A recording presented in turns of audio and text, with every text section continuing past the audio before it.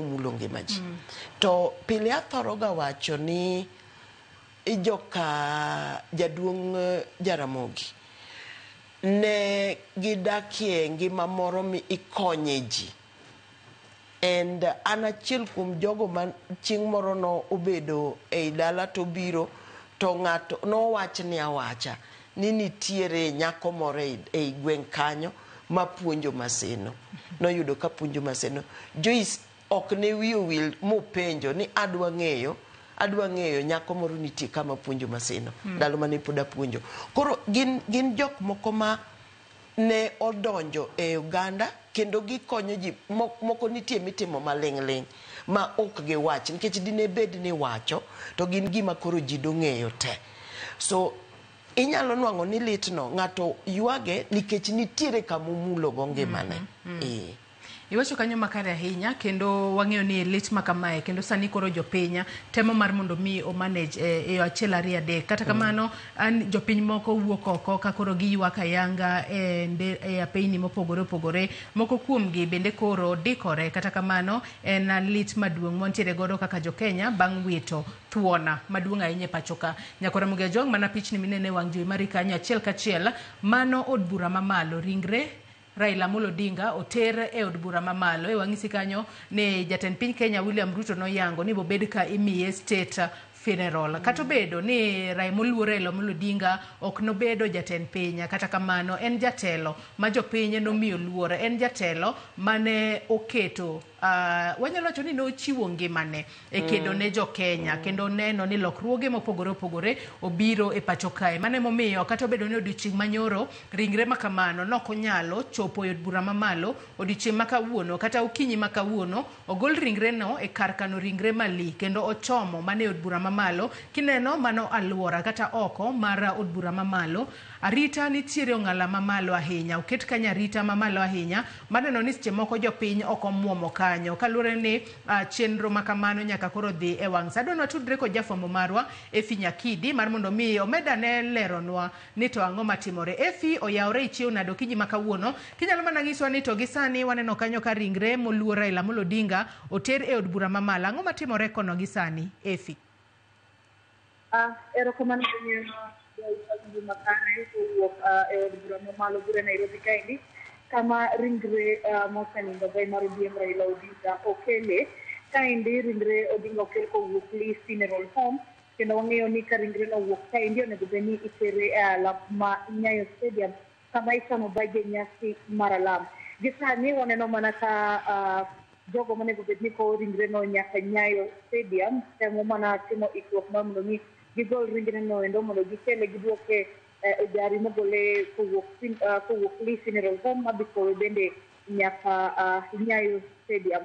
Waneno ka nitiere arita bende moridi kaendi, nitiere ageng'a moket e apaya mano madonjo od bura mamalo kata Parliament Road, nitiere afisas moket kanyo, nitiere obila moket kanyo, wantiere gi jalweny, wantiere bende gi afisas mag NYS kaachiel kod traffic control bende madwa mana rango kendo tayo chenro niendi mar mondo mi gine ni safar mar Raila Odinga kowuok od bura mamalo nyaka Nyayo Stadium obedo mano mayot kendo timore maonge ng'ikruok moro amora. Gima wanyalo lero gisani ma wang'eyo en mana ni ka giwuok kaendi to safar ni onego bed ni chomo Nyayo Stadium. Bed kiparo ni nyoro e kinde mane komiti mitayo kod jatend piny mano Kithure Kindiki kaachiel kod owadgi Raila maduong' ok mano Oburu nolani nyoro kanyo ni nyasi no endo kar sa ariyo onego bed ni yudo ka oganda duto osebet piny mar mondo mi chenro no endo mar alam kata nyasi no endo mar alam mowinjore bag Nyayo Stadium odhi nyime maonge ng'ikruok moro amora kata odhi nyime e yo mayot kabisa. Koro oganda onego bed ni koromo kar sa ariyo osebet duto kaluwore bende ni nitiere welo mawuok pinje maoko ma jalop jatend piny Kithure Kindiki nowacho ni biro yuoro nyasi ma kamano. Koro gisani Joyce orito arita, waneno mana ka obila ni kaendi kaachiel kod jolweny sangore mar mondo mi giikre mar mondo mi ringre no endo okaw Nyayo Stadium. Joyce ok ang'eyo ka pono ni gi penjo moro amora. Airo kama na inya Nyakidi kuom bedo wang'wa e alwora mar od bura kanya. Ageno ni ng'eyo ni arita to chwal e ong'ala mamalo ahinya. Bende oyiene jofwambo mar mondo mi odonj e od bura kanyo ng'e ane ni to en ang'o matimore kose untiere mana kod untiere oko Efi? Gisani ok oyiene jofwambo donjo iye kanyo, wachung' mana gi oko kaluwore gi bende chike moketi, kaluwore bende gi rang'iny mar chenro makamaendi. Koro gisani wantiere mana gi oko, warango mana gi oko ni to en ang'o madhi nyime. Kata kamano kapo ni ang'o miwa thuolo mar donjo iye, ang' ne wane ni to ang'o matimore e iye kanyo kata chalo nade e iye kanyo. Joyce. Airo kama na inya Nyakidi med mana bedo wang'wa kaachiel kod itwa e kinde ma intiero ng'ala manyime mar luonwa wuoth mogika moluor mara mosenindo moluor Raila Amolo Odinga. Ng'e wabo bedo ka wamedo tudore kodi mar mondo mi med nyisowa moko misefwaro e kinde ma intiere oko kanyo mar luonwa chenro duto matimore odiochieng' ma kawuono. Nyakwara Mogi Ajwang' mano jafwambo marwa Nyakidi manitiere oko mano mar alwora mar od bura mamalo. Mana kasenyisi kanyo ne ringre mosenindo Raila Amolo Odinga nogola e kar kano ringre Mali Funeral Home okinyi ma kawuono. Bang'e to notere achiel kachiel nyaka e od bura mamalo. Parno odiochieng' manyoro ringre makamano nowinjo bed ni lie in state e od bura mamalo, kata kamano mano nokotimore kendo nochomo lap ma Kasarani kama jopiny nobedo kod thuolo mar nene. Omiyo odiochieng' ma kawuono kaluwore kod kit luora ma imiyo jotelo e pacho kae, wang'e ni kuom thuolo malach kata kuom kinde mathoth e pacho kae jogo mar ringre maggi itero ga od bura gin mana jotend piny kata jolupa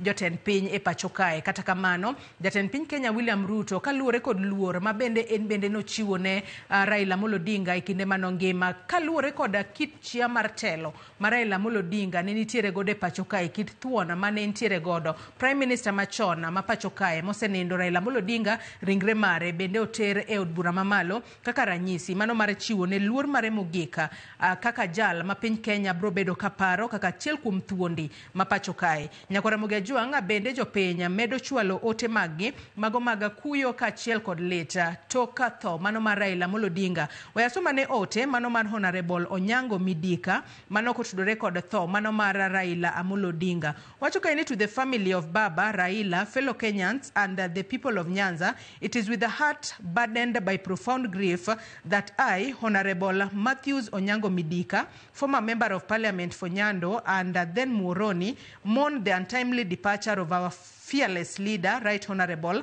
Raila Amolo Odinga. Raila was a titan of Kenyan democracy.